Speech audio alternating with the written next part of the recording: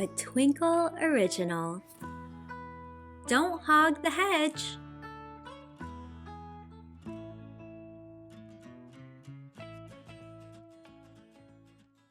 Goodness me, snorted Hattie the Hedgehog. It's half past September already. I haven't got time to play. I must finish my hibernation checklist. As the leaves grew crispier and the air colder, Hattie worked hard to prepare her winter home. She snuggled tightly into her cozy and comfortable hedge just in time for the big sleep. Just as she was drifting off, little footsteps caused her to open her eyes. Who could that be? She grumbled as she stuck her furry and slightly damp nose out of the hedge. 3 mice, Dylan, Dexter, and Doris, popped up out of a patch of fallen leaves. We were just admiring the beautiful home you have made, Dylan squeaked. Could we stay here for the big sleep too? Your nest looks wonderfully warm and you have prepared it so well. So please, don't hog the hedge. Well, my hedge is only really set up for one, Hattie grunted.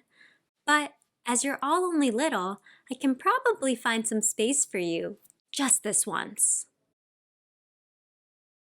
Just as soon as they had settled in, Hattie heard a new, very strange sound heading their way. Thud, shuffle, shuffle, thud! Toby the Toad came to a stop in front of the hedge. Hello, can I hunker down in that marvelous hedge of yours? He croaked loudly.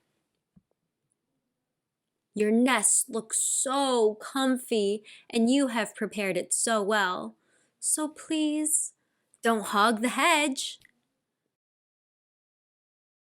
You really should have sorted out a place to stay sooner, Hattie scolded. But I suppose you can stay if you promise not to leap around too much. Hattie budged up closer to the mice to give Toby more room. The hedge was very short on space, but it was much cozier than before. Thank you so much for sharing with us, Doris said. You're my hero, Toby declared. As the animals thanked her, Hattie's prickly mood began to change. I've never been called a hero before, she said proudly. She happily snuggled down tight into her leafy bed with her new companions, but just as her tired little eyes gently closed, bzzz, a bumblebee appeared. Sorry to disturb you all, she called, but I can see that the home you have made is, quite simply, fit for a queen. And well, here I am, Queen Beatrice. Your nest looks so safe and you have prepared it so well. So please, don't hog the...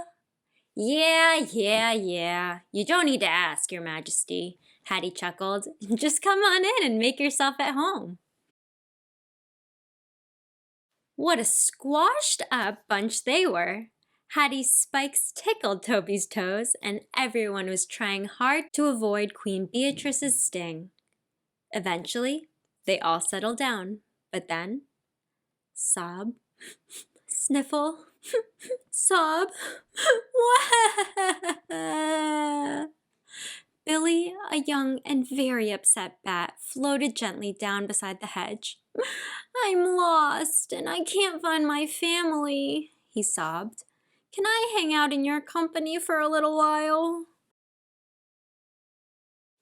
Hattie looked around at her cramped little shelter. I don't think there's any hedge left to hog, she said. We simply cannot all fit in.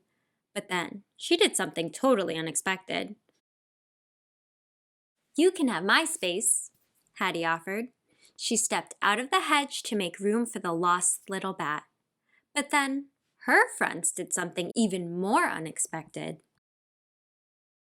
They all stepped out of the hedge as well. This hedge Hedge is not a home without you, Hattie, squeaked Dexter. Let's find a place where we all can fit. Hattie felt warm and fuzzy inside, even though it was freezing outside. So they set off and soon found a new, more perfect spot for their big and well-deserved sleep. And they found Billy's family there too. All of them.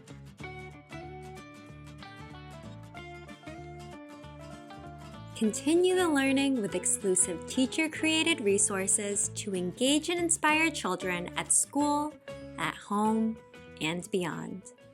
Visit twinkl.com/originals.